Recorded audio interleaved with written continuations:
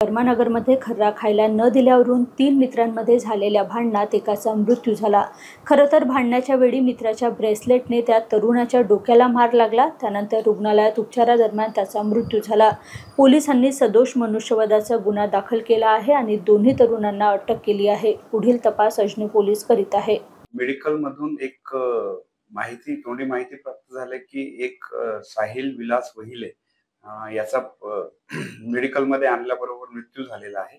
अशा माहितीवरून आम्ही स्वतः व आमचा स्टाफ मेडिकल मध्ये पोहोचलो असता संपूर्ण घटनेची माहिती घेतली असता अशी माहिती मिळाली की 9 तारखेला रात्री 9:30 वाजता 2 लोकांसोबत यांचं भांडण झालेलं आहे आणि सगळे 4ही लोक बलून डेकोरेशनचं काम करायचे, सोबतच काम करायचे आणि साहिलने त्यांना खर्रा मागितला होता। त्यांनी न दिल्यामुळे त्यांच्यात आपसात मारझोड झालेली होती। तर याच्या डोक्याला एक 2 पैकी एक आरोपीच्या हातातला कडा लागला होता आणि हातबुक्कीने मारहाण झाली होती। त्याने पोलीस स्टेशनला रिपोर्ट पण दिलेली होती।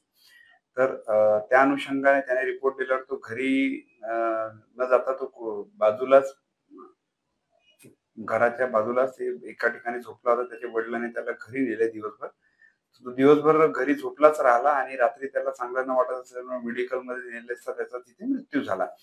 तर घटनेची पूर्ण माहिती घेतली असता यांच्यात खर्ऱ्यासाठी भांडण होऊन क्षुल्लक कारणावरून आणि कोणाच्या 2 पैकी एका आरोपीच्या कडा त्याच्या डोक्यावर लागला होता आणि त्याच कड्याच्या याच्यात हेड इंजुरी झाल्याने त्याचा मृत्यू झालेला आहे। या आरोपीच्या बाबतीत हा नेहमी 8-8 दिवस बाहेर राहायचा, दारू प्यायचा, खूप अत्याधिक व्यसनी झालेला होता अशी माहिती आम्हाला मिळालेली आहे। यामध्ये दोन्ही आरोपी नागेश्वर उर्फ सोनू मसराम व राहुल हजारे या दोघांना अटक करण्यात आलेली आहे। हे चौघे सोबतच काम करायचे आणि या कारवाईमध्ये मुख्यतः पोलीस उपनिरीक्षक सिद्धांत मस्के, आमची नाईटची डेप्युटी ओंकार बाराभाई, नितीन सोमकुवर, अश्विन सहारे, नरेश रावणकर व मनीष भोलमे यांनी आणि मनोज नेवारे आणि यांनी मुख्यतः